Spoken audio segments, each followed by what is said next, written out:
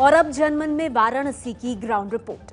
2014 के लोकसभा चुनाव में प्रधानमंत्री मोदी ने कहा था कि उन्हें मां गंगा ने बुलाया है। 2017 के विधानसभा चुनाव में उन्होंने कहा कि वो उत्तर प्रदेश के गोद लिए हुए बेटे हैं। गंगा और उत्तर प्रदेश से मोदी के इस रिश्ते की वजह है वाराणसी, वो शहर जिससे उन्हें अपना सांसद चुना।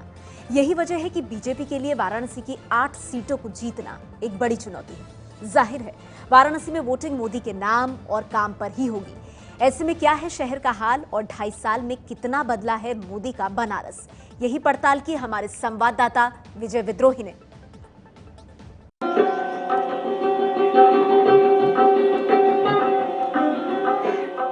यह है बनारस के 80 घाट पर सुबह बनारस का संगीतमय नजारा। स्थानीय लोगों से लेकर विदेशी पर्यटक तक यहाँ अपनी सुबह बिताने आते हैं, लेकिन इस साफ सुथरे घाट से महज 100 मीटर दूर भी बनारस की एक तस्वीर है। गंगा किनारे ही शौच करते लोग, जगह जगह फैली गंदगी, छोटे छोटे नालों से गंगा में गिरता गंदा पानी। ये सब वाराणसी की वो पहचान है जिससे शहर छुटकारा पाना चाहता है। जैसे कोई फूल उल डालता है तो हम लोग बोलते हैं कि गंगा में मत डालिए भाई, हम लोग इसीलिए सफाई करते हैं कि गंदगी ना हो, तो मानते नहीं है।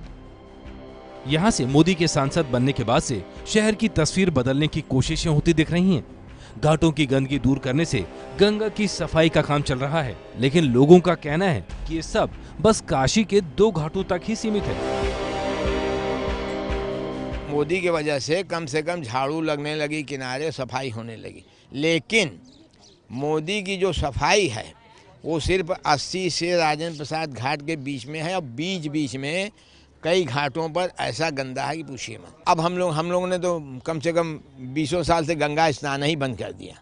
यह है वाराणसी शहर का नांगल का नाला, और वो आप दूर जो नाव देख रहे हैं वहाँ आसपास 80 घाट है जिसे पूरी तरह से साफ कर दिया गया है, और उस 80 घाट से करीब 100-200 मीटर की दूरी पर ही है ये नांगल का नाला। नांगल के नाला इस बात का गवाह है कि पिछले 2.5 साल में वाराणसी शहर में एसटीपी यानी सीवरेज ट्रीटमेंट प्लांट बनाने की दिशा में काम बहुत कम हुआ है। करीब 30 करोड़ लीटर गंदा पानी हर रोज वाराणसी शहर से निकलता है, जिसमें से करीब 20 करोड़ लीटर गंदा पानी बिना साफ हुए सीधा गंगा मैया की गोद में समा जाता है। घाटों की अगर स्थिति पूरा ध्यान देंगे तो न गंगा साफ हुई अभी, न घाट उतना पूरा मेरा पवित्र हुआ। शहर के अंदर भी यही हालात हैं। 20 लाख की आबादी वाले वाराणसी की सड़कों पर कहीं गंदगी का ढेर दिखता है तो कहीं सफाई में लगी गाड़ियां। वहीं कुछ इलाकों में सड़कों को चौड़ा करने का काम भी चल रहा है।